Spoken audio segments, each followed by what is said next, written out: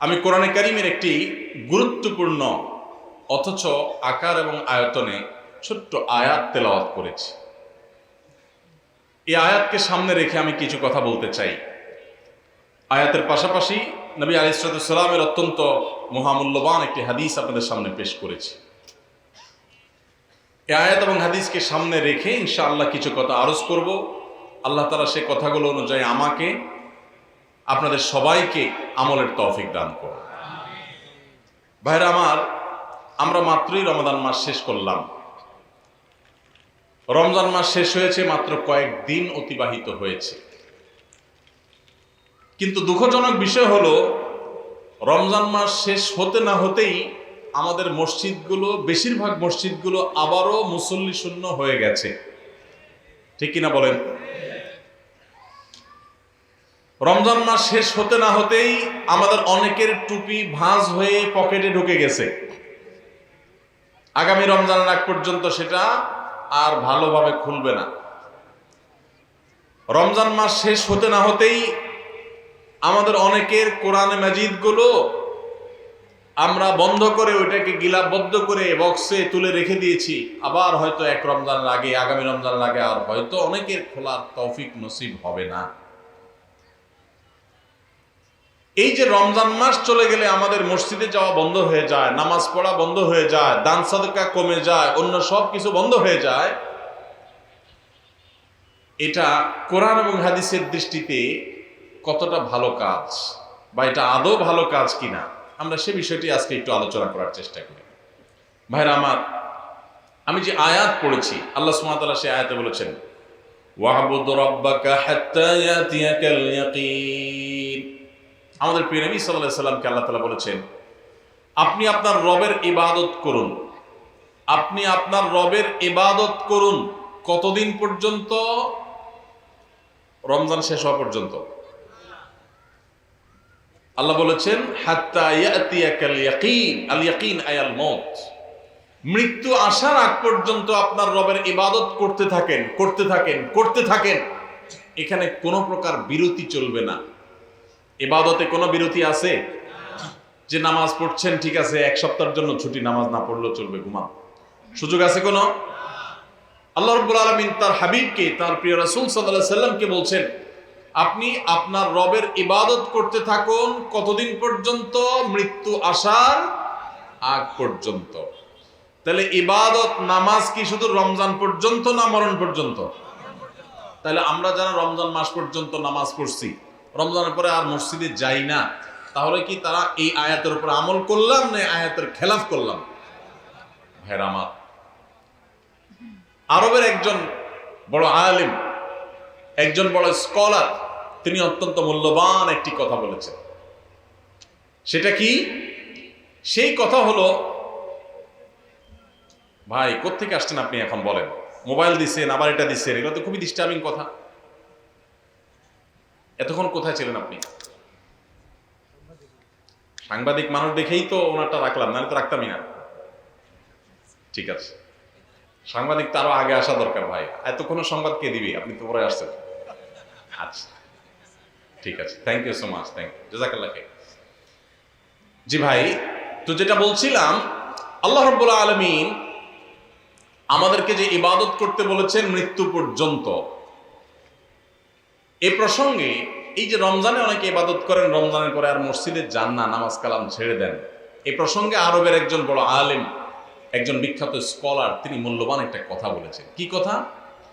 তিনি বলেছেন, যারা রমজান মাসের পুজো করে, ইবাদত করে কাকে? রমজান মাসকে। খেয়াল করি আমরা, যারা ইবাদত করে কাকে? রমজান মাস। এটা আল্লাহর একটা সৃষ্টি। দিন যেরকম সৃষ্টি, সপ্তাহ যেরকম সৃষ্টি, আপনি আমি যেরকম সৃষ্টি, রমজান মাসটাও আল্লাহর একটা সৃষ্টি। যদি কেউ রমজান মাসের ইবাদত করে, তাহলে তার তো রমজান পরে আর ইবাদত করার দরকার নাই, কারণ রমজান শেষ হয়ে গেছে, সে আর কার ইবাদত করবে? আর যে রমজানের সৃষ্টিকর্তার ইবাদত করে, আল্লাহ সুবহানাহু ওয়া তাআলার ইবাদত করে, তার ইবাদতের ধারা রমজান থাকলেও করবে, রমজান গেলেও চলবে। কারণ রমজান শেষ হয়েছে, কিন্তু রমজানের সৃষ্টিকর্তা তিনি শেষ হন নাই, তার নির্দেশ এখনো শেষ হয় নাই। এই জন্য ভাইরা আমার, মৌসুমী মুসল্লি, মৌসুমী ইবাদত গুজারের দাম আল্লাহর কাছে নাই। আল্লাহর কাছে দাম হলো সেই মুসল্লির, যেই মুসল্লি শুধু সিজনাল মুসল্লি না, যেই মুসল্লি শুধুমাত্র মৌসুমী মুসল্লি না, যে 12 মাসে মুসল্লি, যে আজীবনের মুসল্লি, যে আজীবনের ইবাদত গুজার, আল্লাহর কাছে তার মর্যাদা আছে, মৌসুমী মুসল্লির কোনো মর্যাদা। এই যে চেয়ারম্যান সাহেব আছেন এখানে, ওনাকে দিয়েই শুরু করি আজকে এক্সাম্পল। চেয়ারম্যান সাহেবের যারা সমর্থক, নির্বাচনের সময় যারা তার পক্ষে কাজ করেন, এই কর্মী সমর্থকদের মধ্যে দুই কিসিমের মানুষ আছে। কিছু মানুষ আছে দেখবেন নির্বাচনের সময়, কাজের সময়, 12 মাস অন্যান্য সময় তাদের খোঁজ খবর নেই। সরকারি রিলিফ টিলিফ আসলে দেখবেন যে তারা চেয়ারম্যান সাহেবের অফিসের আশেপাশে গুড়গুড় করে, আছে না নেই? উদ্দেশ্য কিছু নিয়ে একটু পায়। কাজের সময় কিন্তু তারা চেয়ারম্যান সাহেব পায় না। আবার অনেকে আছে যে সব সময় সে যে কোনো ভালো কাজে, দরকারি কাজে সে সবার আগে থাকে, সামনে থাকে। এই লোকটা যে সব সময় সামনে থাকে, সব সময় কাজে থাকে, চাইলেও করে না চাইলেও করে, রিলিফের মধ্যে যদি তার জন্য ন্যায্য কোনো হক পাওনা থাকে তো চেয়ারম্যান সাহেবের কাছে না চাইলেও তার জন্য রেখে দিবে, ঠিক না বেঠিক? আর যদি ধান্দাবাজি করে শুধুমাত্র যে কখন চান্সে কি আদায় করণ যায়, তো এইরকম লোকরে কোনো ভালো মানুষ, কোনো দায়িত্বশীল মানুষ তারকে চান্স পাইতে চাইলেও সে চান্সে তাকে কিছু নেওয়ার সুযোগ দিবে। ঠিক একইভাবে আপনি রমজান মাস আসছে তখন ইবাদত করছেন, শবে বরাত আসছে তখন ইবাদত করছেন, আর 12 মাস ইবাদত বন্দেগীর কোনো খোঁজ খবর রাখেন নাই, আপনি আল্লাহর খাঁটি বান্দা হতে পারবেন? আল্লাহর খাঁটি বান্দা হতে হলে শুধু রমজানে ইবাদত করলে চলবে না ভাই আমার। আমাদের দেশে বেশিরভাগ মুসলমান আমরা মৌসুমী মুসল্লি। মৌসুমী মুসল্লির জন্য জান্নাত তৈরি হয় নাই ভাই। জান্নাত আল্লাহ সুবহানাহু ওয়া তাআলা সৃষ্টি করেছেন আজীবনের মুসল্লির জন্য, আজীবনের ইবাদত গুজার মানুষের জন্য। মসজিদে আপনি মুসলমান, বাজারে আপনি বেঈমান। মসজিদে আপনি মুসলমান, দোকানে আপনি বেঈমান। মসজিদে আপনি মুসলমান, আপনার বিবির সাথে, স্ত্রীর সাথে, ফ্যামিলির সাথে, পরিবার সদস্যদের সাথে আপনি মুনাফিকের মতো, ফাসিকের মতো, বেঈমানের মতো, খারাপ মানুষের মতো আচরণ করেন, আপনি খাঁটি মুসলমান না। মুসলমান সে যে মসজিদেও মুসলমান, বাজারেও মুসলমান, দোকানেও মুসলমান, অফিসেও মুসলমান, কাজের ক্ষেত্রে মুসলমান, ফ্যামিলিতে মুসলমান, রাস্তাঘাটে মুসলমান, বাসে যখন যায় মুসলমান, সবার সাথে লেনদেনের কাজ কারবারে মুসলমান, কথাবার্তায় মুসলমান, কেনা বেচায় মুসলমান, বাকি নিলে মুসলমানের পরিচয় দেয়, আবার হাওলাত নিলে মুসলমানের পরিচয় দেয়, কাজ কারবারে, আচার আচরণ সব ক্ষেত্রে মুসলমানের পরিচয় দেয়। রমজানে মুসলমান থাকে, রমজানের পরেও মুসলমান থাকে, শবে মুসলমান হয়, শবে পরেও মুসলমান হয়, আগেও মুসলমান থাকে। এই 12 মাসই মুসলমান যে আল্লাহ তাআলা জান্নাত তার জন্য তৈরি করেছেন, শুধুমাত্র ওই মৌসুমিয়া সিজনাল মুসল্লির জন্য আল্লাহ জান্নাত তৈরি করেন। প্রিয় নবী সাল্লাল্লাহু আলাইহি ওয়াসাল্লামের একটা হাদিস আমি পড়েছি। তার হাদিসের ভাষ্য হলো, আহাব্বুল আ'মালি ইলাল্লাহি আদওয়ামুহা ওয়া ইন ক্বাল। আল্লাহর কাছে সবচেয়ে প্রিয় আমল কোনটা জানেন ভাই? সবচেয়ে পছন্দের আমল, সবচেয়ে পছন্দের আমল হলো আমাদের আল্লাহ সবচেয়ে খুশি হন যদি বান্দা কোনো আমল, কোনো ভালো কাজ কন্টিনিউয়াসলি করে যায়, নিয়মিত করে। এই আমলটা আল্লাহ অনেক পছন্দ করে। একজনের রমজানে কোরআন 1 খতম দিছে, মাশাআল্লাহ, প্রতিদিন 1 পারা করে পড়ে 30 দিনে 30 পারা খতম দিয়ে ফেলছে, কিন্তু রমজানের পরে আর উনি কোরআন হাতে ছুঁয়েও দেন, ধরেও দেখেন নাই। আরেকজন রমজান ধরে কোরআন খতম দিতে পারেন নাই, প্রতিদিন পড়ছে, মাশাআল্লাহ 2-5 পৃষ্ঠা করে পড়ছে।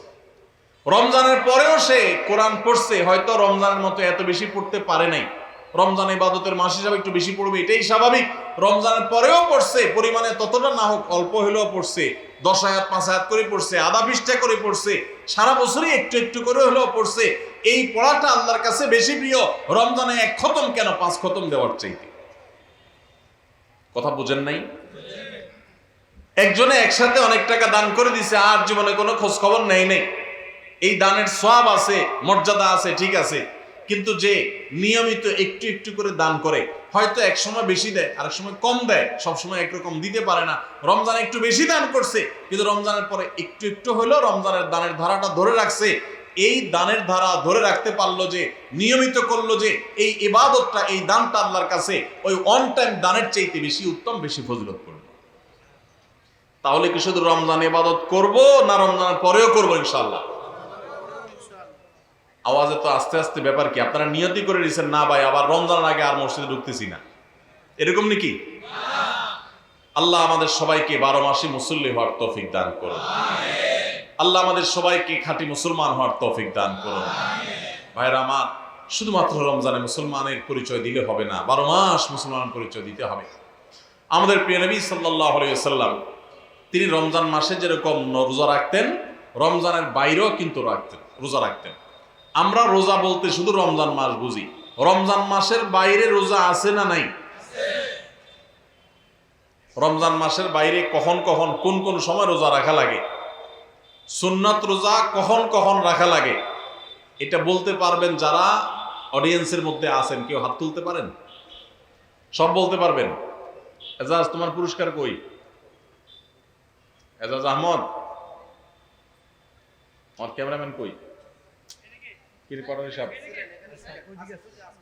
কই পুরস্কার কই তোমার?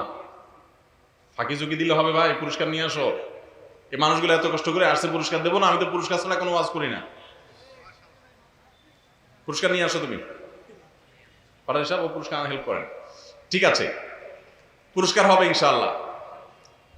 হাত তুলছেন মাদ্রাসার ছাত্র ছাড়া। মাদ্রাসার ছাত্রদের পুরস্কার দেবো না, কারণ আলেম মানুষ আপনারা তো এমনি জানেন, আপনাদের পুরস্কার দেবো কি জন্য? আপনারা বরং পুরস্কার আরো দিবেন। ভাই কি মাদ্রাসা পড়েন? কিসে পড়েন? হ্যাঁ, ইন্টার সেকেন্ড ইয়ার। কোন কলেজে? Faridganj model college. মাশাআল্লাহ। আপনি বলতে পারেন যে রমজান মাস ছাড়া বছরের আর কোন কোন সময় রোজা রাখা সুন্নাত? আরবি মাসের না বলি চন্দ্র মাসের আর কি। ঠিক আছে, চন্দ্র মাসের 13, 14, 15 এই 3 দিন রোজা রাখা কি ফরজ না ওয়াজিব না কি সুন্নাত? মাশাআল্লাহ, উত্তর সঠিক। তাহলে চন্দ্র মাসের চাঁদের 13, 14, 15 এই 3 দিনকে কি বলে জানেন? আইয়ামে বীজ। আপনি কি আগে মুখস্থ করে আসছেন নাকি এসব প্রশ্ন? এরকম কমন পড়ে গেল কেমনে? আচ্ছা ঠিক আছে, মাশাআল্লাহ। একটা হইলো মাত্র। বলেন আর কখন কখন রোজা রাখা সুন্নাত?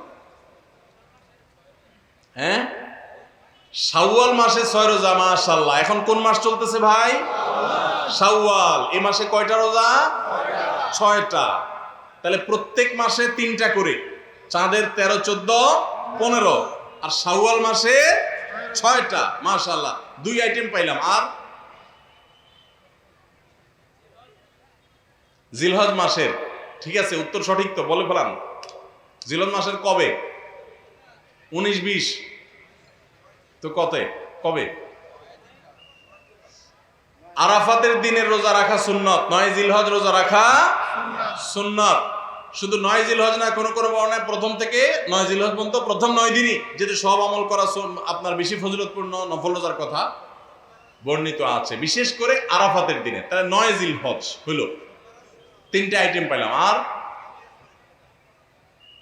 আপনি কি নকল সাপ্লাই করতেছেন নি? বসেন। উনি কি বলি দেয় নাকি? ঠিক আছে, না আরো ডিস্টার্ব করে আপনারে? ঠিক আছে, বলেন। 3টা হলো আইটেম। হ্যাঁ, আরো লাগবে। সহজটা বাদ গেছে, একদম সহজটা। প্রত্যেক সপ্তাহে সোমবার আর শুক্রবার। হ্যাঁ, সোমবার আর বৃহস্পতিবার। মাশাআল্লাহ, উত্তর সঠিক। 4টে আইটেম পাইলাম আমরা ওনার কথা থেকে। চাঁদের 13, 14, 15, শাওয়াল মাসের 6টা রোজা, পুরো মাসের মধ্যে যে কোনো 6 দিন, আর জিলহজ মাসের 9 তারিখ অর্থাৎ আরাফাত দিন। আর 4 নম্বর কি বলছেন? প্রত্যেক সপ্তাহের সোমবার এবং বৃহস্পতিবার এই 2 দিন রোজা রাখা সুন্নাত। নবী করিম সাল্লাল্লাহু আলাইহি ওয়াসাল্লাম রাখতেন। 4 আইটেম হইছে, আর 2টা লাগবে।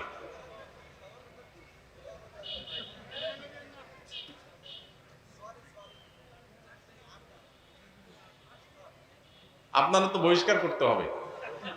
হ্যাঁ বলেন ভাই, আপনি বলেন।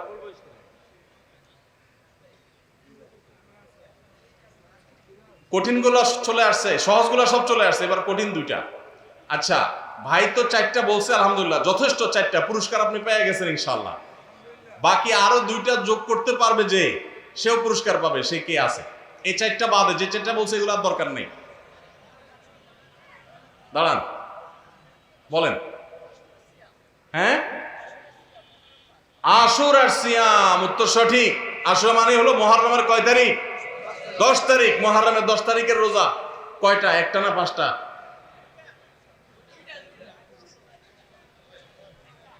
একটা। ঈমান আছে যেটা বলছে ওইটা। 2টা আশপাশে বলতে কয় না, একটাই। আশুরা রোজা কি 1টা না 2টা রে ভাই? 2টা। তাহলে উত্তর তো অর্ধেক হয়ে গেছে। আচ্ছা, তারপরও আপনি পুরস্কার পাবেন ইনশাআল্লাহ। বলেন আর কে আছে উত্তর সঠিক উত্তর দিতে পারবে? হ্যাঁ, ওই যে কালো পাঞ্জাবি আলা, বলেন। হ্যাঁ, শাবান মাসে কয়টা? উত্তর সঠিক। শাবান মাসে বেশি বেশি রোজা রাখতে হবে। নবী করিম সাল্লাল্লাহু আলাইহি ওয়াসাল্লাম শাবান মাসে সবচেয়ে বেশি রোজা রাখতেন। আমাদের আয়েশা বলেছেন, কানা ইয়াসুমু শাবান ইল্লা কালিলা। নবীজি প্রায় পুরো শাবানই রোজা রাখতেন, কিছুদিন বাদে। তাহলে সবচেয়ে বেশি রোজা রাখতে হবে। ফরজ রোজা তো রমজানে পুরো মাস ব্যাপী আছে, এর বাইরে সবচেয়ে বেশি নফল রোজা রাখতে হবে যে মাসগুলোতে, তার ভিতরে একটা হলো শাবান মাসে বেশি বেশি নফল রোজা রাখতে হবে। তাহলে ভাই 4টা বলছেন, ওই ভাই একটা বলছেন 5টা, আপনি একটা বলছেন 6টা, আরো একটা লাগবে। বলেন আপনি কোন মাদ্রাসা শিক্ষক? হ্যাঁ, কলেজের স্টুডেন্ট। মুহররম মাসে বেশি বেশি নফল রোজা রাখতে হবে মাশাআল্লাহ। কারণ হাদিসে আসছে, আহাব্বুস সিয়ামি ইলাল্লাহি আহাব্বুস সিয়ামি আহাব্বুস শাহরি ইলাল্লাহি আহাব্বুস সিয়ামি ইলাল্লাহি শাহরুল বাদা রমাদান শাহরুল্লাহিল মুহররম। রমজানের পরে, হাদিসের ভাষাটা এরকম, রমজানের পরে নফল রোজার জন্য সবচেয়ে আদর্শ মাস মুহররম মাস। আর নবী সাল্লাল্লাহু আলাইহি ওয়াসাল্লাম শাবানেও বেশি বেশি রোজা রাখতেন। তাহলে বেশি বেশি রোজা 2 মাসে, শাবান আর মুহররম, 7টা আইটেম পেয়ে গেছি। আপনারা 4 জনই পুরস্কার জিতে গেছেন। আপনারা সামনে থাকেন, পুরস্কার আসুক, আলোচনা শেষে আপনারা পুরস্কার পাবেন ইনশাআল্লাহ। কাছাকাছি থাকেন, আপনাদেরকে স্টেজে এনে পুরস্কার দেওয়া হবে ইনশাআল্লাহ। মাশাআল্লাহ, খুব খুশি হলাম। হাজীগঞ্জের মানুষ এত সুন্নত সম্পর্কে জানেন, খুবই ভালো লাগলো মাশাআল্লাহ। আল্লাহ তাআলা হাজীগঞ্জের ভাইদেরকে কোরআন হাদিসের জন্য কবুল করুন, ইসলামের জন্য আল্লাহ তাআলা কবুল করুন। আল্লাহ এই যুবকদেরকে সাহাবীদের মতো যুবক হওয়ার তৌফিক দান করুন, আসহাবে কাহফের মতো যুবক হওয়ার তৌফিক দান করুন। আল্লাহ তাআলা তাদেরকে ইউসুফ আলাইহিস সালামের মতো সচ্চরিত্রবান হওয়ার তৌফিক দান করুন, দৃঢ়চেতা মুসলমান হওয়ার তৌফিক দান করুন। ভাইরা আমার, তাহলে রোজা শুধুমাত্র আমরা রমজান মাসে অনেকে রাখি, অথচ রমজানের পরে আমরা কত আইটেমের রোজা জানলাম আজকে? 7 আইটেমের রোজা। এগুলো আমি বলতে পারতাম, কিন্তু আপনাদেরকে দিয়ে বলানোতে লাভ হয়েছে কি, আপনাদের মনোযোগটা আর একটু বেশি পড়ছে না? যে মৌলভী সাহেব তো ওয়াজ করবেই, এই বেচারা সব তো মিস্টার সাহেব, এরা তো মৌলভী সাহেব না। মিস্টার সাহেবরাও মাশাআল্লাহ সুন্নাত রোজাগুলো জানে। আমার খুব ভালো লাগে যখন দেখি আমাদের কলেজের বন্ধুরা, আমাদের ইউনিভার্সিটি স্টুডেন্টরা, আমাদের সাধারণ শিক্ষিত ভাইয়েরা, তারা নফল রোজাগুলো রাখে, সুন্নত রোজাগুলো খুঁজে খুঁজে রাখে। আমার দিলটা ভরে যায়। এবং আমি মনে করি যারা মাদ্রাসার ছাত্র আছে, যারা এই রোজাগুলো রাখতে পারেন না, মাদ্রাসার ছাত্রও রাখেন, আলেমুল আমার তো রাখেনি আলহামদুলিল্লাহ, যারা রাখতে পারেন না তাদের জন্য একটা প্রেরণা যে তারা সাধারণ শিক্ষিত মানুষ হয়ে নবীজির সুন্নতগুলো খুঁটে খুঁটে আমল করে, তাহলে আমাদের আরো কত বেশি রাখা দরকার। আমরা সবাই চেষ্টা করবো না ইনশাআল্লাহ? তাহলে রমজান মাস ছাড়া আরো 7 প্রকারের নফল রোজা বা সুন্নত রোজা আছে। কয় প্রকারের? 7 প্রকারের। আমরা এই 7 প্রকারের নফল রোজা আবার এক নজরে জানার চেষ্টা করি। ভাইরা তো বিচ্ছিন্নভাবে বলেছেন, আমি একটু এক নজরে বলে দিই। 1 নম্বর হলো প্রত্যেক সপ্তাহের সোমবার এবং বৃহস্পতিবার। প্রত্যেক সপ্তাহের কিবার? সোম এবং বৃহস্পতি। এই 2 দিন রোজা রাখা সুন্নত। আমাদের নবীজি এই 2 দিন রোজা রাখতেন। এই 2 দিন প্রিয় নবী সাল্লাল্লাহু আলাইহি ওয়াসাল্লাম কি করতেন? এই 2 দিন রোজা রাখার একটা বিশেষ কারণ হলো বান্দার সমস্ত আমলের কাজকর্মের হিসাব রিপোর্ট আল্লাহর কাছে প্রাত্যহিক রিপোর্ট দেওয়া হয়। সারা রাতেরটা সকালে, সারা দিনেরটা সন্ধ্যায় ফেরেশতারা আল্লাহর কাছে জমা দেন, আর সারা সপ্তাহেরটা এই দিনে জমা হয়। এই জন্য নবী সাল্লাল্লাহু আলাইহি ওয়াসাল্লাম এই সময় নফল রোজা রাখাটা পছন্দ করতেন। বিশেষ করে সোমবারের দিনটা আবার নবী সাল্লাল্লাহু আলাইহি ওয়াসাল্লামের জন্মের দিন ছিল, সেই জন্য তিনি সেই দিনে নফল রোজা রাখতেন। তার অনুকরণে আমরাও নফল রোজা রাখি। তাহলে এক প্রকারের পেলাম নফল রোজা বা সুন্নত রোজা। সুন্নত রোজা একটা পেলাম, সেটা হলো প্রত্যেক সপ্তাহের সোম এবং বৃহস্পতি। নাম্বার 2, প্রত্যেক চান্দ্র মাসের প্রত্যেক চাঁদের মাসের 13, 14, 15 এটাকে আইএমএ 20 বলে। অর্থাৎ চাঁদ যখন আলোকিত থাকে, পরিপূর্ণ থাকে, ওই সময়ের রোজা 13, 14, 15 এই দিনগুলো রোজা রাখাও সুন্নাত। নবী করিম সাল্লাল্লাহু আলাইহি সাল্লাম এই দিনগুলোতে রোজা রাখার জন্য তার প্রিয় সাহাবী আবু হুরায়রা, আবু যর গিফারি রাদিয়াল্লাহু তাআলা আনহুমা এবং আরো সাহাবীদেরকে স্পেশালি বিশেষভাবে ডেকে ডেকে ওসিয়ত করেছেন যে আমি চলে গেলেও দুনিয়া থেকে এই আইয়ামে 20 এর রোজা তোমরা কখনো ছাড়বা না। ভাইরা আমার, ঘরে ঘরে এখন ব্ল্যাক ম্যাজিকের সমস্যা, কালো জাদুর সমস্যা, দুষ্ট জিনের উপদ্রব, নানা রকম সমস্যা আমাদের ঘরে ঘরে ধরা পড়ে। এগুলো থেকে বাঁচার জন্য নিজস্ব সেফটি সিস্টেমের মধ্যে 2টা সেফটি সিস্টেম যদি আপনি মেনটেন করেন, ইনশাআল্লাহ আল্লাহ আপনাকে হেফাজত রাখবে। এর একটা হলো রাসূলুল্লাহ সাল্লাল্লাহু আলাইহি সাল্লামের সকাল এবং সন্ধ্যায় যে দোয়াগুলো তিনি পড়তেন ওইগুলো আপনি নিয়মিত পড়বেন। এই সম্পর্কে আমাদের ছোট্ট একটা চটি বই আছে, রাসূলুল্লাহ সাল্লাল্লাহু আলাইহি সাল্লামের সকাল সন্ধ্যার দোয়া ও জিকির, রকমারিতে বিভিন্ন অনলাইন শপে পাবেন। আবার আমাদের ওয়েবসাইটে গেলে ফ্রি, আপনি সেটা ডাউনলোড করে পড়তেও পারবেন এই সকাল সন্ধ্যার দোয়াগুলো পড়লে। আর দ্বিতীয় হলো চান্দ্র মাসে 13, 14, 15 এই দিনগুলো যদি কেউ নফল রোজা রাখে, আল্লাহ তাআলা এই ব্যক্তিকে এমন বেশি সেভ করেন, নিরাপদে রাখেন, কোনো ব্ল্যাক ম্যাজিকে, কোনো ম্যাজিশিয়ানের, কোনো জাদুকরের, কোনো কুফরি কালামে তার কোনো ক্ষতি করতে পারে না। আল্লাহ তাকে হেফাজতে রাখে। তাহলে আইয়ামে 20 রোজা রাখবো তো ইনশাআল্লাহ। 2 আইটেম পাইলাম, সোমবার, বৃহস্পতিবার আর চাঁদের 13, 14, 15। নাম্বার 3, তৃতীয় নম্বর হলো আশুরার রোজা। মুহররমের 10 তারিখ, তার সাথে 9 তারিখ যোগ করে রাখবেন, 2টা রোজা। আর 9 তারিখ কোনো কারণে রাখতে না পারলে তাহলে 10 আর 11। 10 কমন, তার সাথে 9 অথবা 11 মিলায় 9 রাখতে পারলে বেশি উত্তম। কারণ নবী সাল্লাল্লাহু আলাইহি সাল্লাম তার জীবনের শেষ বছর যখন আশুরা রোজা রাখছেন, তিনি বলেছেন যদি আগামী বছর আমি বেঁচে থাকি লাসুমান্নাত তাসিআ ওয়াল আশির, তাহলে মুহররমের 9 আর 10 আমি রোজা রাখবো। এই জন্য ওলামা ইকরাম বলেছেন 9 আর 10 রাখাটা বেশি উত্তম। তাহলে আশুরার 2টা রোজা রাখা 3 নম্বর আইটেম হলো সোম, বৃহস্পতিবার, চাঁদের 13, 14, 15 আর মুহররমের 9, 10 অথবা 10, 11। তাহলে কয় পদ হলো? 3টা। 4 নম্বর হলো জিলহজের 9 তারিখ অর্থাৎ আরাফাত দিনের রোজা। এই দিনের রোজার মাধ্যমে আল্লাহ রাব্বুল আলামিন মানুষকে 1 বছরের পেছনের গুনাহ খাতা মাফ করে দেন, 1 বছর অগ্রিম আল্লাহ সুবহানাহু ওয়া তাআলা মাফ করে দেন। তাহলে এই যে আশুরার রোজা, এর পাশাপাশি আরাফাত দিনের রোজা অর্থাৎ 9 জিলহজ, সেটা আরেকটা আইটেম হলো। তাহলে 4টা হয়ে গেল, আশুরার রোজা, আরাফাতের রোজা, আবার চাঁদের 13, 14, 15 আর সোম, বৃহস্পতিবার, 4টা হয়ে গেল। এরপরে আসেন আরেকটা নফল রোজার জন্য গুরুত্বপূর্ণ আইটেম হলো, গুরুত্বপূর্ণ নফল বা সুন্নাত রোজার সময় হলো আমাদের প্রিয় নবী সাল্লাল্লাহু আলাইহি সাল্লাম সবচেয়ে বেশি নফল রোজা রাখতেন যে মাসে, সেটা হলো শাবান মাস। কোন মাস? শাবান মাস, রমজানের আগের মাসটা। তাহলে সে মাসে আমরা বেশি বেশি নফল রোজা রাখবো। কয় নম্বর হলো? 5 নম্বর। 6 নম্বর হলো মুহররম মাসেও নবী সাল্লাল্লাহু আলাইহি সাল্লাম বেশি বেশি নফল রোজা রাখতেন। হিজরি বর্ষের প্রথম মাস মুহররম, 6 নম্বর হলো। আর 7 নম্বর হলো যেই মাসটা এখন চলছে শাওয়াল মাস, এই শাওয়াল মাসে কয়টা রোজা রাখা সুন্নাত? 6টা রোজা। তাহলে মোট 7 পদ পাইলাম আমরা। সোমবার, বৃহস্পতিবার, চাঁদের 13, 14, 15, মুহররমের 10 এবং 10-এর সাথে মিলায় 9 অথবা 11, 2টা রোজা। আরাফাতের দিন অর্থাৎ জিলহজের 9 তারিখের রোজা, 4টা গেল নি। আর শাবান মাসে বেশি বেশি রোজা, মুহররম মাসে বেশি বেশি রোজা, কয়টা হলো? 6টা। আর 7 নম্বর হলো শাওয়ালে 6টা রোজা। এই নফল রোজাগুলো, সুন্নত রোজাগুলো রাখবো তো ইনশাআল্লাহ। এখন আর রোজা রাখার ব্যাপারে বেশি ওয়াজ না করলেও চলে। ওয়াজ ছাড়াই মানুষ রাখে। কেন রাখে? কারণ ডাক্তাররা আজকাল আমাদেরকে ফজিলত শুনাই দিছে যে সুস্থ থাকতে হলে রোজা রাখার কোনো বিকল্প নাই। আমাদের শরীরে আল্লাহ তাআলা যে পরিমাণ মেদ চর্বি এগুলো জমে যায়, যে পরিমাণ আল্লাহ তাআলা পাওয়ার দিয়ে রেখেছেন, আমরা যদি রোজা রাখি তাহলে সেগুলো গলে গলে গলে অতিরিক্ত মেদ চর্বিগুলো কমে যায়, মানুষ সুস্থ হয়। রোজা রাখার কারণে মানুষ শারীরিকভাবে সুস্থতা অনুভব করে। যে যত বেশি রোজা রাখে সে শারীরিকভাবে তত ফিটনেস তার হয়, তার সুস্থতা তত বেশি সে ফিল করে, অনুভব করে। এক সময় মানুষ মনে করতো যে রোজা রাখলে বোধহয় মানুষের ক্ষতি হয়। রোজা রাখাতে মানুষের ক্ষতি হয় না, লাভ হয়। মানুষ খেয়ে অসুস্থ হয়, না খেয়ে অসুস্থ হওয়ার চাইতে খেয়ে অসুস্থ হওয়ার পরিমাণ বেশি। খাবার কন্ট্রোল করতে বলে ইসলামের জন্য, নিয়ন্ত্রণহীন কবজি ডুবায়া 2 হাতে 4 হাতে খাইতে ইসলাম বলে না।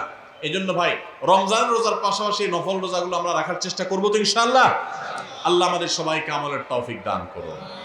ভাইরা আমার, মাশাআল্লাহ, তাহলে আমরা রমজান মাসের যে রোজা রাখি, এটা শুধু রমজান মাসেই রাখবো নাকি বছরের বিভিন্ন সময় আর রাখতে হবে? সেই জিনিসটা আমরা আজকে জানলাম কি জানলাম না?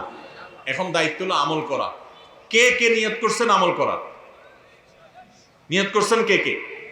বুঝি হাত তুলছেন না অযথায় হাত তুলছেন? আল্লাহ আমাদের সবাইকে আমলের তৌফিক দান করুন। আল্লাহ আমাদের সৎ সাহস দান করুন, বলুন আমিন। ভাইরা আমার, রোজা রাখতে মনে হয় অনেক কষ্টের, মোটেই কষ্টের না ভাই। সামান্য একটু হয়তো প্রথম একটু 2-4 দিন কষ্ট হবে। আপনার যখন অভ্যাস হয়ে যাবে, যারা নিয়মিত নফল রোজা রাখে, চাঁদের 13, 14, 15 সম বিশুদ্ধ বা জিজ্ঞেস করে দেখেন, কোনো কষ্ট অনুভব হয় না তাদের, বরং আরো ভালো অনুভব করেন, ভালো ফিল করেন তারা। তাহলে ইমানদার নিজের খাদ্য চাহিদা এগুলোকে সে নিয়ন্ত্রণ করতে শিখবে। চেষ্টা করবো না আমরা সবাই ইনশাআল্লাহ।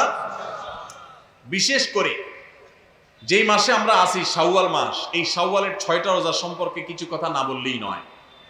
হাদিস আপনারা ইতিমধ্যে শুনেছেন।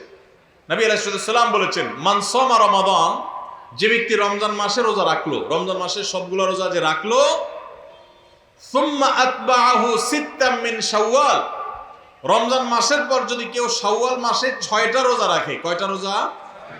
6টা রোজা রাখে। কোন মাসে? শাওয়াল মাসে, যে মাসটা চলছে। তাহলে কি হবে? কানা কাসিয়ামিদ দাহর, তাহলে সে সারা বছর রোজা রাখার সওয়াব পাবে। আপনি 30টা পাইছেন, 30টা রাখছেন, 1 মাস রমজান মাসের সওয়াব পাইছেন।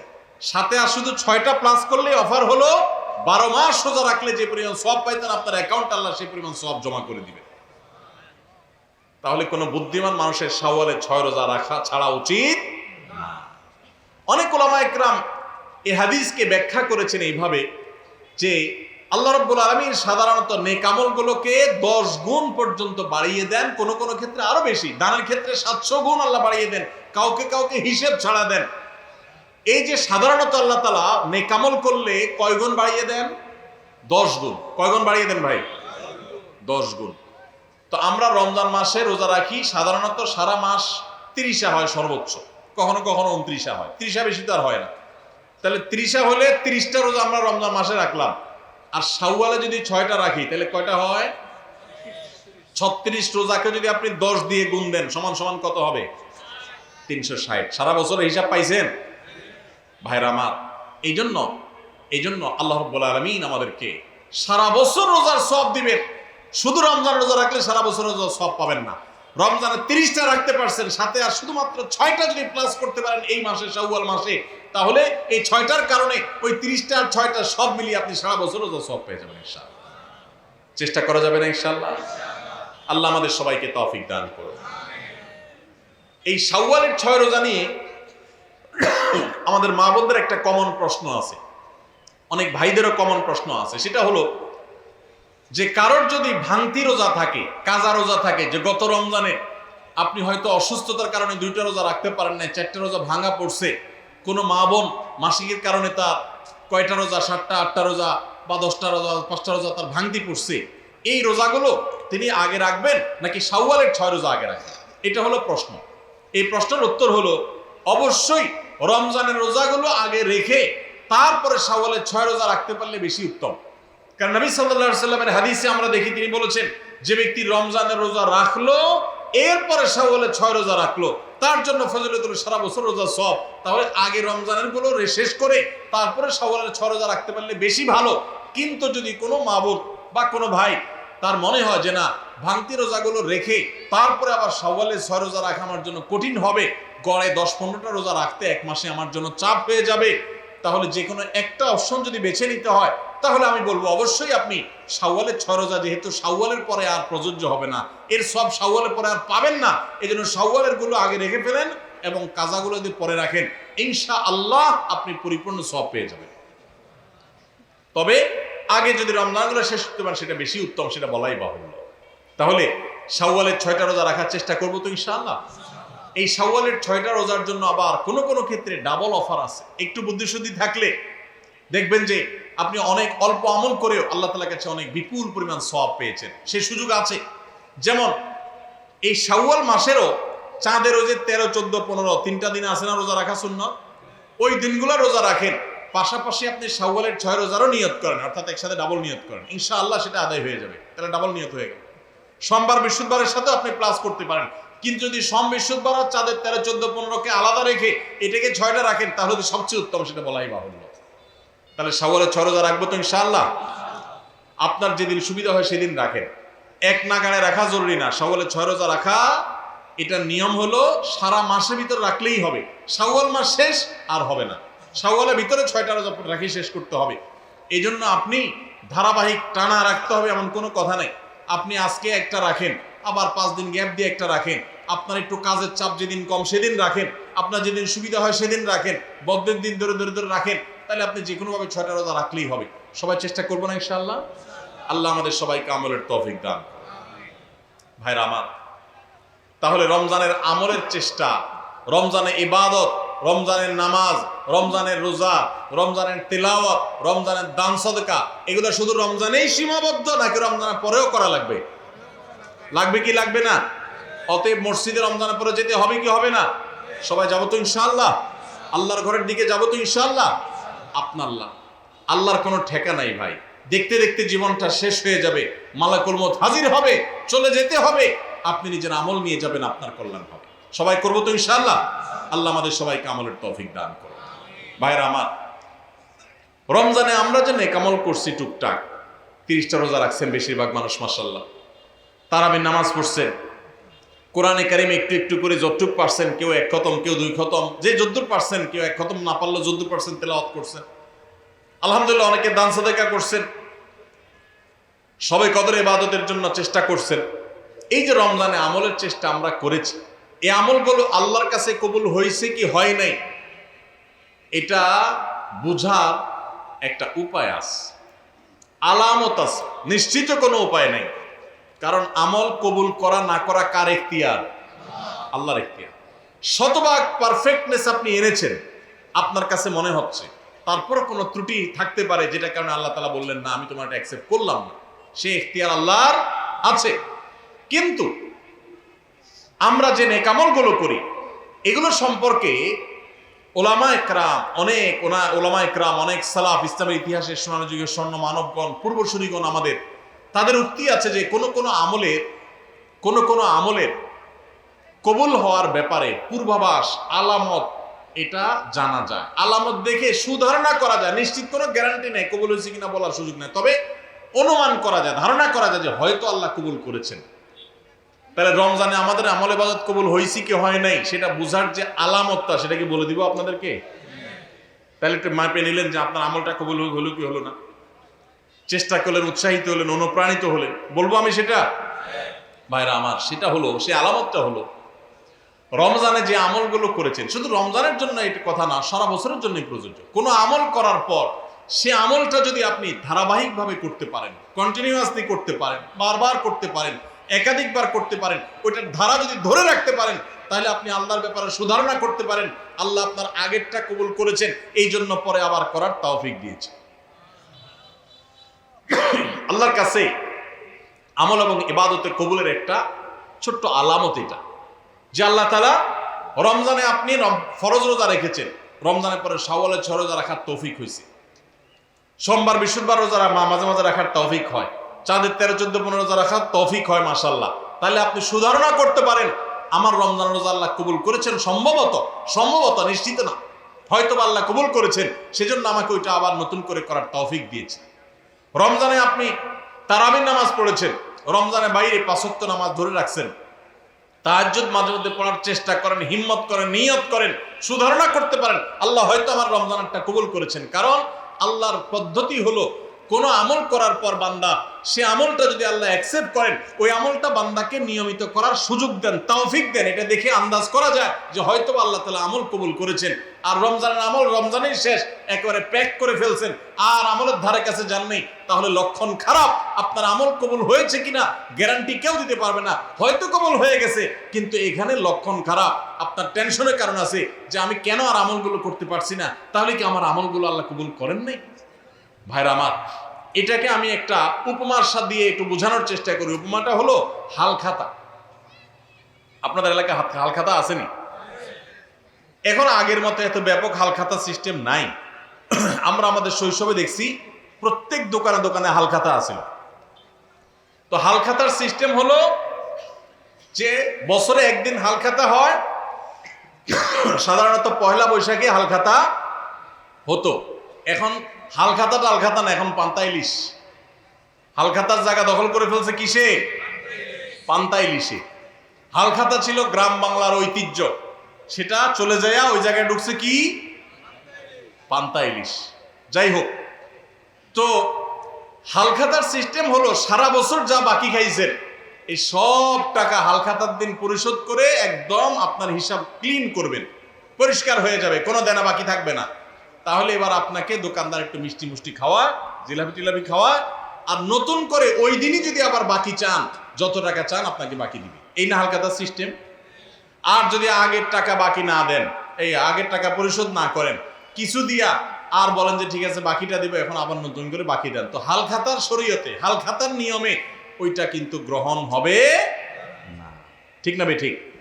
ঠিক একইভাবে আল্লাহ রাব্বুল আলামিন বান্দাকে কোনো আমল করার তৌফিক দেওয়ার পর যদি সে আমলটা আবারও করার তৌফিক দেন, তাহলে বুঝতে হবে আগেরটা আল্লাহ তাআলা অ্যাকসেপ্ট করছেন, কবুল করছেন। সুধারণা করা যায় আল্লাহ হয়তোবা তাকে নতুন করে আমলের তৌফিক দিয়েছেন, ইঙ্গিত দিচ্ছেন যে বান্দা তোমার আগেরটা কবুল করেছি। এই জন্য ভাইরা, রমজানের কোরআন তেলাওয়াত রমজানের মতো এত বেশি পারেন না, এক পারা পারেন না, দুই পারা পারেন না, আধা পৃষ্ঠা পড়েন, এক পৃষ্ঠা পড়েন, এই যে নিয়মিত পড়তেছেন, এটা যদি চেষ্টা করেন আর ধরে রাখতে পারেন, তাহলে সুধারণা করতে পারেন হয়তো আপনার রমজানের আমল, রমজানের তেলাওয়াত আল্লাহ কবুল করেছে। আমরা রমজানের আমলগুলো রমজানের পরে করার চেষ্টা করবো তো ইনশাআল্লাহ। আল্লাহ আমাদের সবাইকে আমলের তৌফিক দান করুন।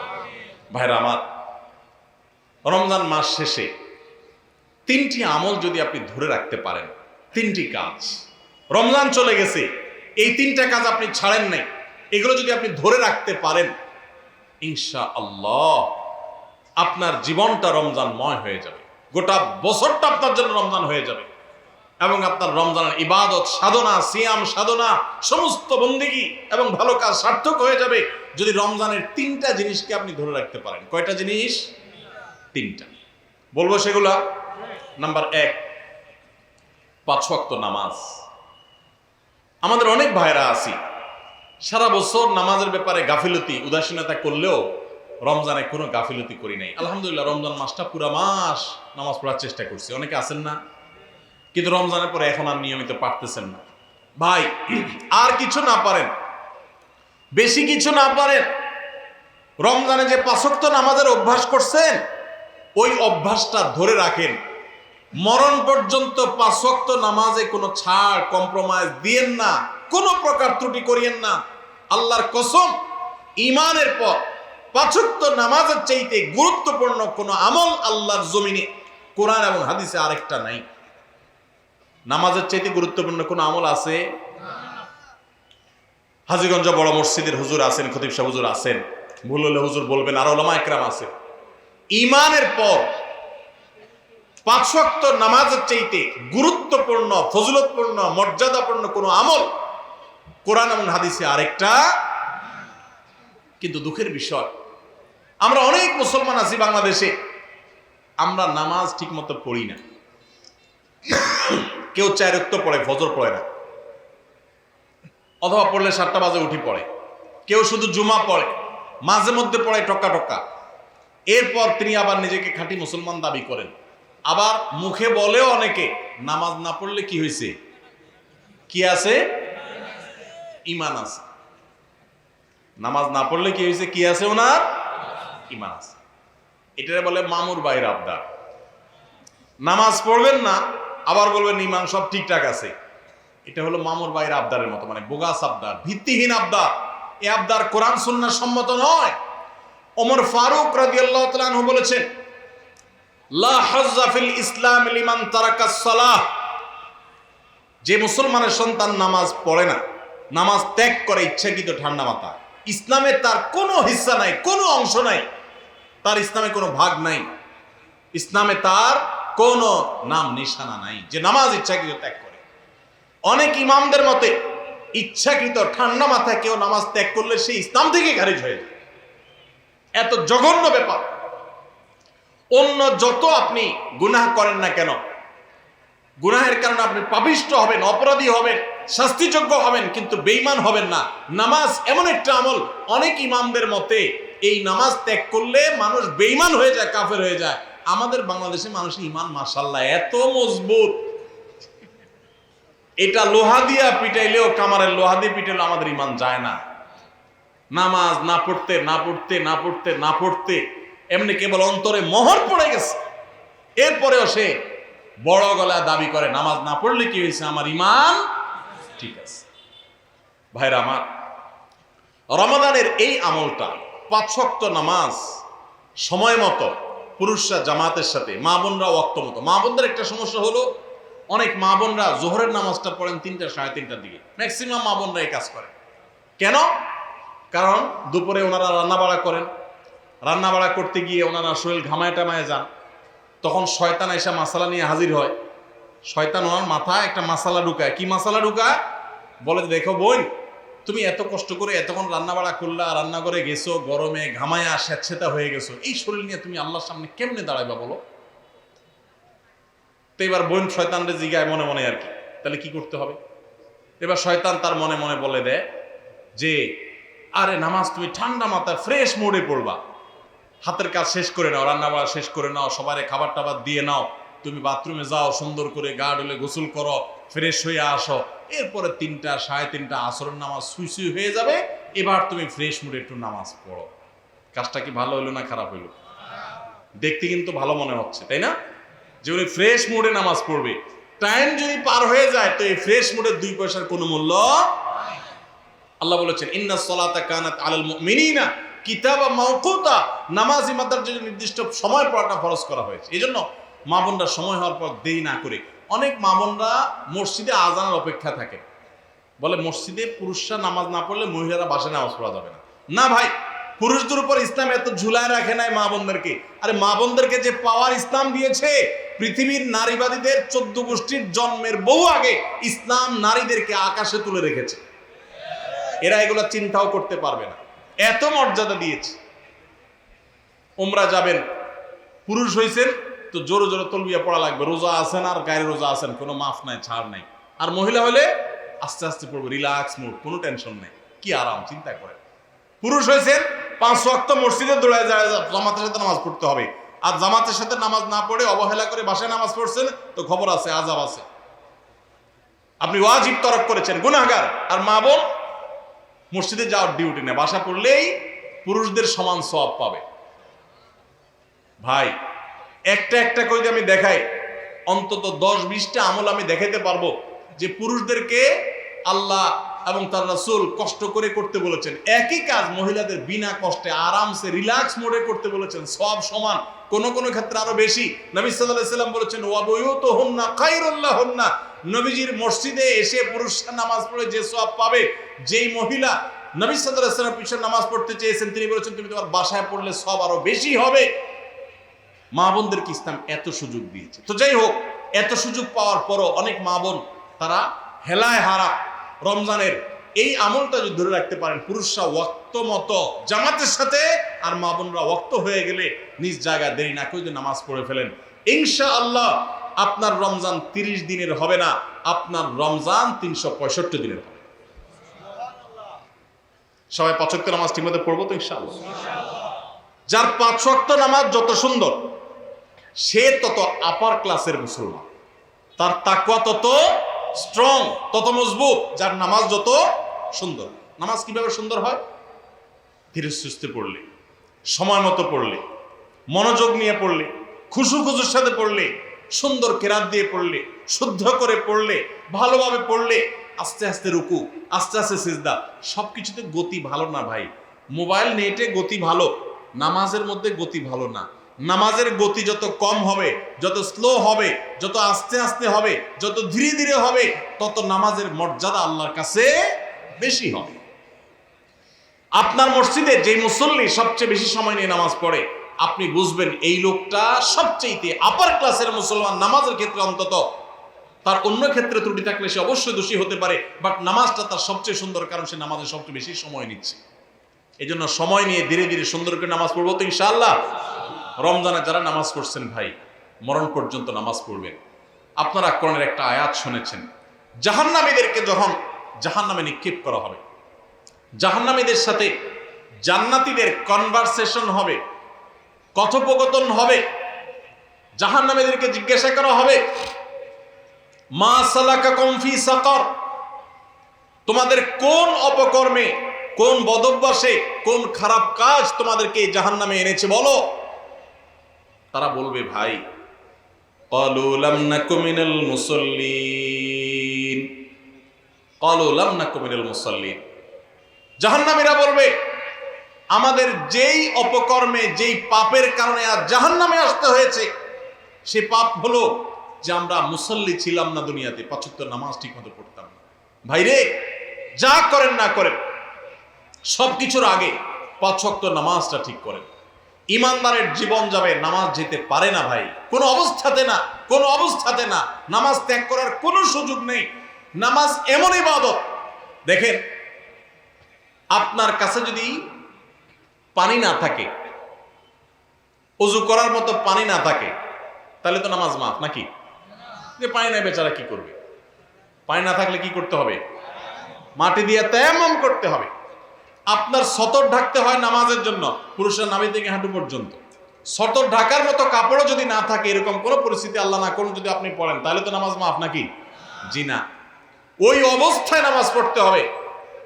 কেউ কেবলা কোন দিকে, কেবলার দিকে নামাজ পড়া ফরজ, এটা নামাজের শর্ত যে কেবলামুখী হওয়া।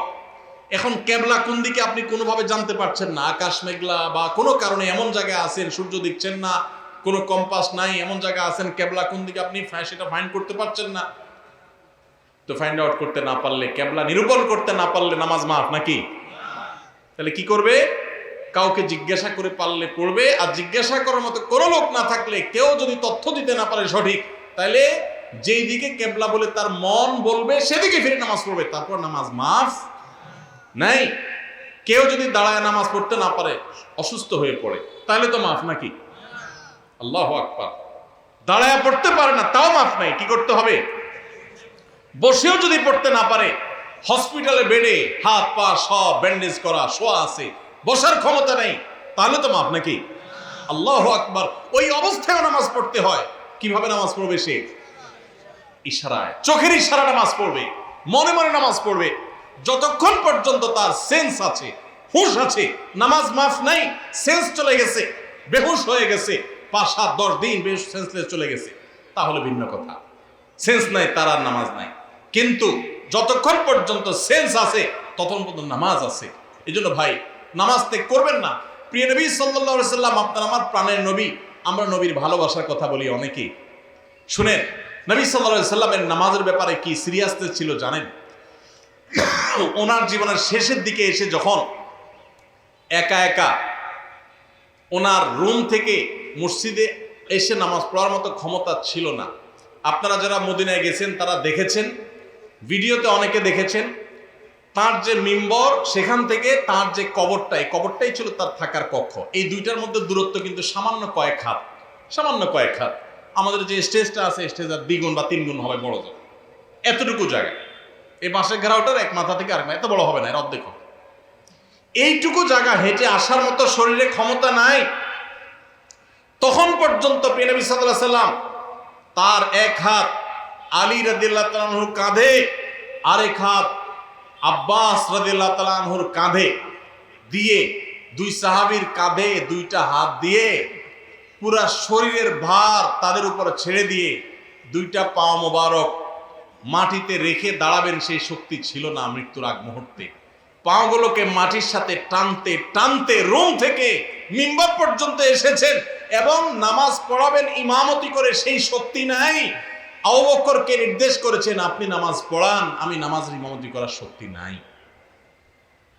ভাইরা আমার, কঠিন সময় পর্যন্ত প্রিয় নবী সাল্লাল্লাহু আলাইহি ওয়াসাল্লাম নামাজ ত্যাগ করা তো দূরের কথা, জামাত পর্যন্ত ত্যাগ করেননি। ওমর রাদিয়াল্লাহু তাআলার কথা আপনারা শুনেছেন, ফজরের নামাজের ইমামতি করতেছিলেন। ওই সময় ফিরোজ আল-লুলু নামে একজন অগ্নি পূজক, ইসলামের দুশমন, খঞ্জর লুকিয়ে এনেছিল কাপড়ের মধ্যে। যখন তিনি নামাজের মধ্যে আসেন, এমন একটা পজিশনে আসেন যে তিনি নামাজের গভীরে প্রবেশ করে গেছেন, তখন খঞ্জর আঘাত করেছে তার খঞ্জর দিয়ে তার পেটে। সাথে সাথে নাড়ি বুড়ি বের হয়ে এসেছে, রক্তে সব ভেসে গেছে, উনি পড়ে গেলেন নামাজের মধ্যে। কিন্তু সবাই দরাদরি করে তাকে নিয়ে যাওয়া হলো, নিয়ে গেলেন। তিনি সেন্সলেস হয়ে যাচ্ছেন, রক্ত শূন্য হয়ে, মৃত্যু ঠিক আগ মুহূর্তে, কিছুক্ষণ পরেই মারা গেছে।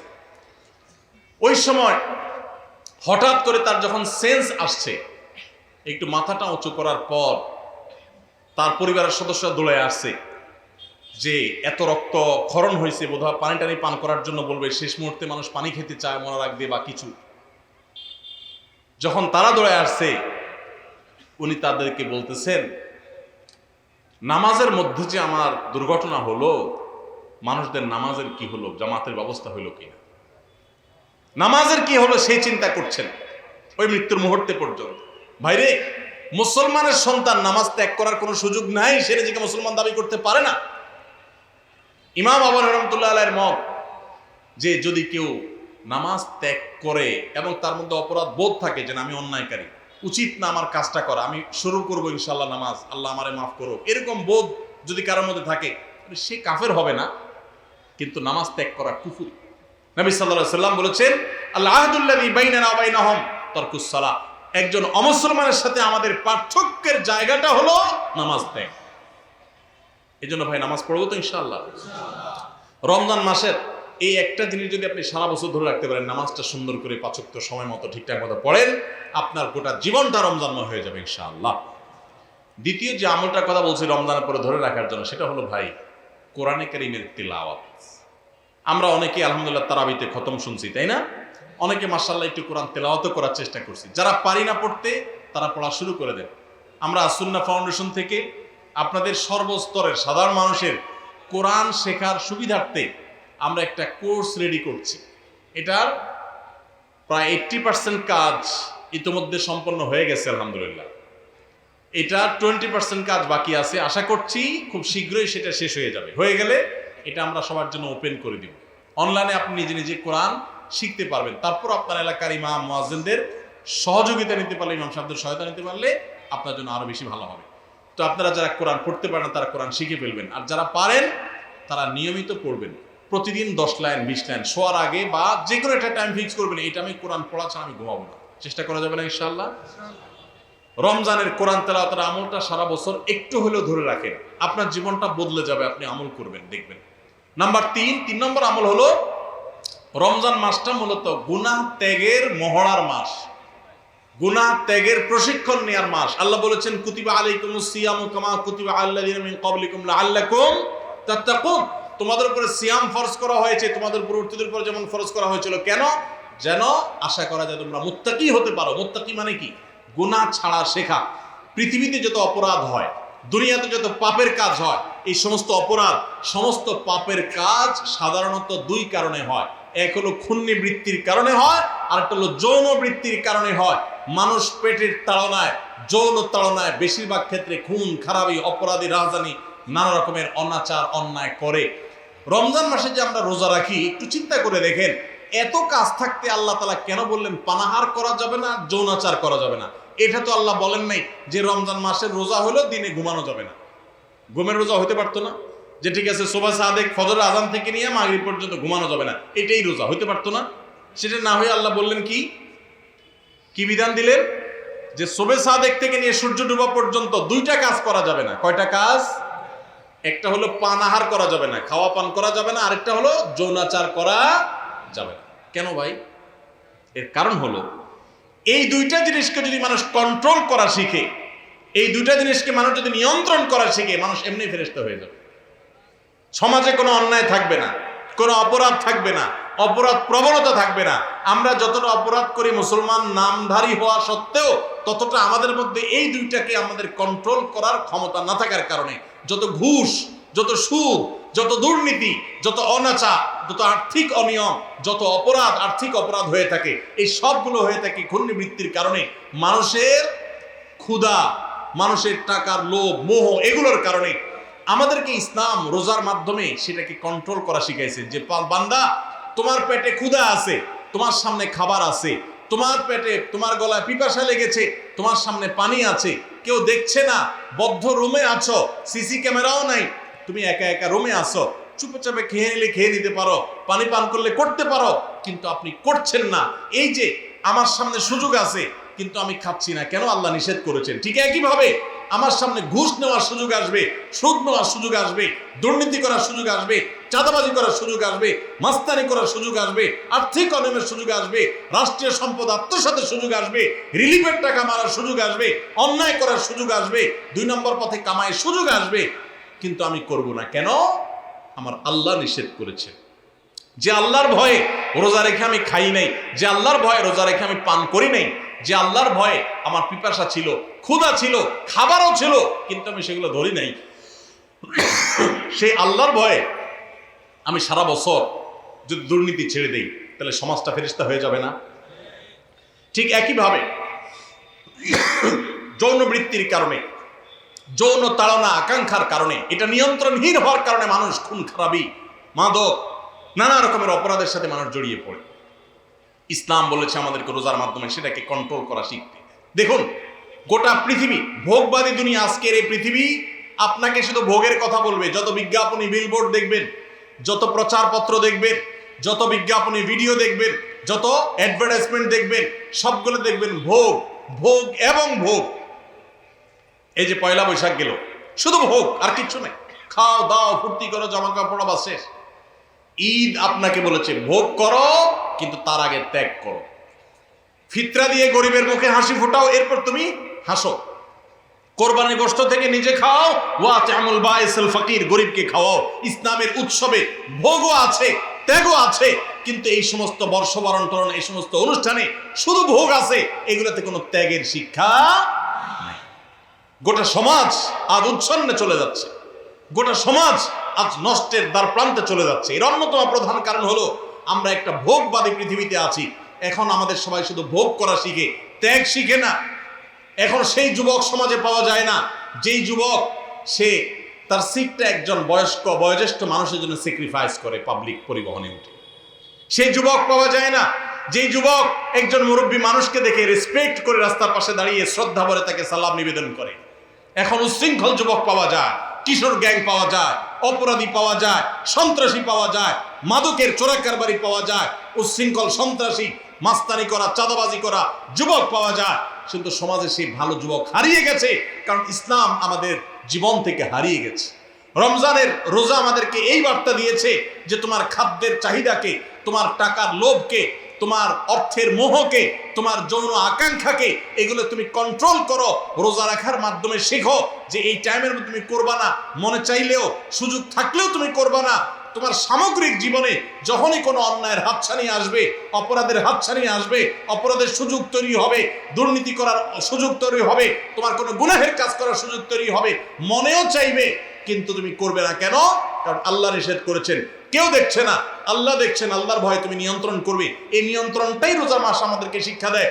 রমজান মাস চলে গেছে, আর কিছু করতে না পারেন, রমজানের এই শিক্ষাটা যদি আপনি ধরে রাখতে পারেন, সারা বছর জুড়ে আপনার অফিসে যখন দুর্নীতি করার সুযোগ আসে, তখন যদি আপনার মনে হয় আমি তো রোজা রেখে খাই নাই, পান করি নাই, আল্লাহর ভয়ে, কেউ দেখে নাই, তারপরেও করি নাই, তাহলে এখন যে আমি 2 নম্বরই করব, আল্লাহ কি দেখছেন না? আল্লাহ কি এটা নিষেধ করেন নেই যে আল্লাহ রোজা রেখে আমাকে হালাল খানা খেতে নিষেধ করেছেন, হালাল পানীয় পান করতে নিষেধ করেছেন?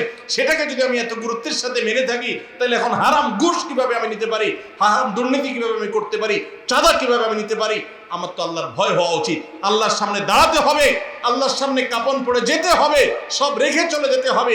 এই ভয় যদি আপনার মধ্যে কাজ করে, এটা যদি জাগ্রত হয়, আল্লাহর কসম আপনি আল্লাহর ব্যাপারে সুধারণা করতে পারেন, আপনার রোজা সাকসেস, আপনার রমজান সফল, আপনার রমজান আল্লাহর ইবাদত বন্দেগী আল্লাহর যেগুলো করেছেন সেগুলো আল্লাহ কবুল করেছেন, এটা আপনি ধারণা করতে পারেন। যদি রমজান যাওয়ার পরে আপনার অপরাধ করার সময় মনে পড়ে আমি না রোজা রেখে পানাহার করি নাই আল্লাহর ভয়ে, তাহলে এখন এই অন্যায়গুলো করা যাবে না। কার ভয়ে? আল্লাহর ভয়ে। তাহলে 3 নম্বর আমল হলো, রমজান চলে গেছে কিন্তু রমজানের শিক্ষাটা রয়ে গেছে। শিক্ষাটা কি? যে আল্লাহর ভয়ে সমস্ত পাপাচার থেকে, সমস্ত অনাচার থেকে, সমস্ত অন্যায় থেকে বেঁচে থাকবো। বিশেষ করে আপনারা এখানে বেশিরভাগ মানুষ যুবক ভাইরা আছেন, 2-4 জন বন্ধু বান্ধব যখন একসাথ হন, বাসে উঠলেন, মনে করেন কন্ট্রাক্টরের সাথে 1 কথা থেকে 2 কথা বেশ কম হয়ে গেল। শরীরটা, বন্ধু বান্ধব যখন 4-5 জন থাকেন, কলেজ স্টুডেন্ট হন, তখন কিন্তু শরীরের মধ্যে একটা ভাব চলে আসে না? একা একা থাকলে তো একেবারে বিড়ালের মতো সোজা থাকে, তাই না? ভদ্র মানুষের মতো ভাড়াটা চাইলে দিয়ে দেন। যখন বন্ধু 4-5 জন থাকেন, তখন কন্ট্রাক্টরের সাথে 1 কথা বেশি 2 কথা হইলেই হাতা গোছানো শেখে। এই বেটা, কার সাথে কি বলতেছিস, চিনস? মাস্তানি শুরু হয়ে যায় না? ছোট লোকরা মাস্তানি করে। খুব ভালো করে শুনে রাখবেন, কোনো বড় মানুষ, বড় মনের মানুষ, ভালো মনের মানুষ মাস্তানি করে না। গুন্ডামি, মাস্তানি, গায়ের জোর দেখা সব অভদ্র, ছোট লোক, নিচু লোক। কোন ভদ্রলোক কখনো মানুষকে গায়ের জোর দেখাবে। যদি কারোর কোনো কিছুতে গায়ের জোর আগে চলে আসতে হয়, বেশিরভাগ ক্ষেত্রে মাস্তানি গুন্ডামি করার মানসিকতায়, বুঝতে হবে এটা হলো আস্ত ছোট লোক। ছোট লোক ছাড়া কোনো ভদ্রলোক কোনোদিন কাউকে গায়ের জোর দেখাবে। দুর্বলের প্রতি যদি কেউ চাপিয়ে পড়ে, দুর্বলের প্রতি যদি কেউ ঝাঁপিয়ে পড়ে, এর মতো কাপুরুষ, এর মতো ছোট লোক, এর মতো নিচু লোক আল্লাহর জমিনে আরেকটা নেই। যুবক ভাইরা, মাস্তানি করার জন্য যোগ্যতার দরকার হয় না। মাস্তানি কুকুরে পারে, মাস্তানি বাঘে পারে, মাস্তানি সিংহে পারে, মাস্তানি হিংস্র জীবজন্তু করতে পারে, মাস্তানি সাপে করতে পারে, মাস্তানি আল্লাহর অনেক এই সমস্ত হিংস্র জীবজন্তু প্রাণীরা পারে। বিনয় এটা মানুষ পারে, এটা সবাই পারে না। বিনয়ী হবেন না অহংকারী হবেন? মাস্তানি করবেন না মানুষ উপকারী করবেন? গুন্ডামি করবেন না ভালো মানুষ হবেন? আল্লাহ আমাদের যুবকদেরকে আদর্শ যুবক হওয়ার তৌফিক দান করুন। আল্লাহ আমাদের যুবকদেরকে সমাজের সেরা মানুষ হওয়ার তৌফিক দান করুন। যুবক ভাই, 4-5 বন্ধু যখন মিলবেন, মাস্তানি না করে কোথাও একটা সাঁকো ভেঙে গেছে, কয়েকটা বাঁশ নিয়ে কয়েক যুবক বন্ধু মিলে সেটা ঠিক করে দেন। করে একজন বৃদ্ধ, তিনি কষ্টে আছেন, তার বোঝাটা 2-3 বন্ধু 4 বন্ধু মিলে একটু তুলে দেন, হালকা করে দেন। ভাইরা আমার, মাস্তানিতে মজা পান আপনারা, আমি জানি। গুন্ডামিতে এক ধরনের মজা পাওয়া যায়, একটু ভাবসাব জাহির হয়, শরীরের মধ্যে একটা অবস্থা তৈরি হয়, বুঝি। কিন্তু ভাই, কখনো কি আপনি একটু বিনয়ী হয়ে দেখেছেন? আপনি কখনো বিনয়ী হয়ে দেখেছেন?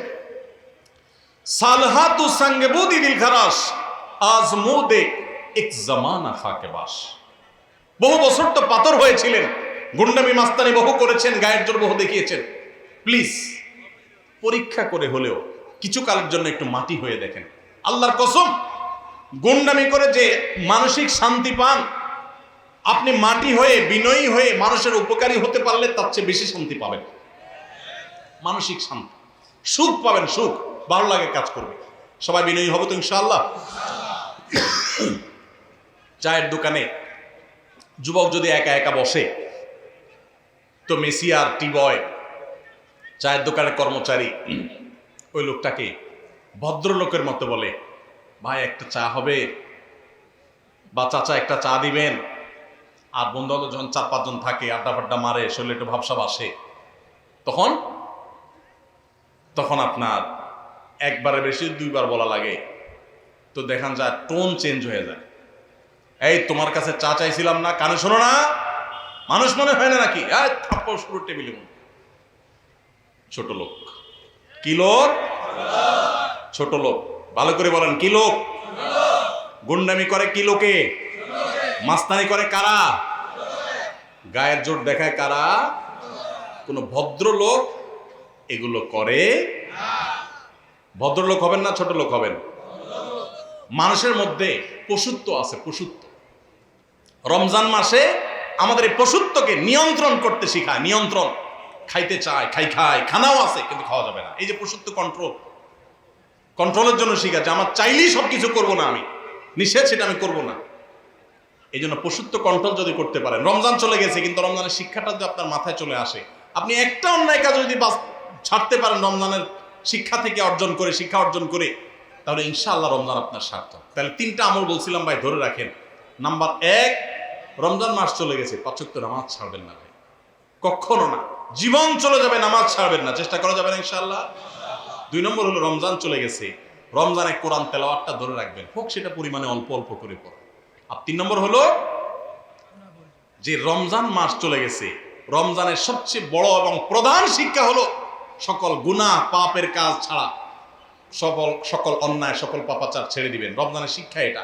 ওইটা যদি আপনি একটু ধরে রাখার চেষ্টা করেন, সব ছাড়তে না পারেন, কিছু কিছু গুনাহ যদি ছাড়তে পারেন, কিছু কিছু বদভ্যাস যদি ছাড়তে পারেন, ইনশাআল্লাহ আপনার রমজান শুধু 1 মাসের হবে না, আপনার 12 মাস রমজান হয়ে যাবে, আপনার জীবনটা রমজানময় হয়ে যাবে। চেষ্টা করা যাবে না ইনশাআল্লাহ।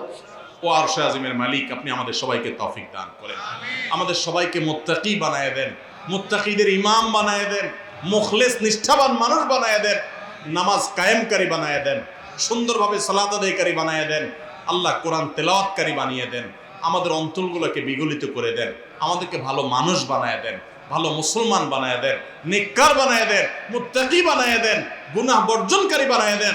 আল্লাহ, গুনাহ করার স্বাদ আমরা পেয়েছি, আমাদেরকে গুনাহ ছাড়ার স্বাদটা আস্বাদন করার তৌফিক দান করুন। সবাই চেষ্টা করবো না ইনশাআল্লাহ? আল্লাহ আমাদের সবাইকে তৌফিক দান করুন। জাযাকুমুল্লাহু খায়রা ওয়া আখিরু দাওয়ানা আলহামদুলিল্লাহি রাব্বিল আলামিন। ভাই কয়েকটা প্রশ্ন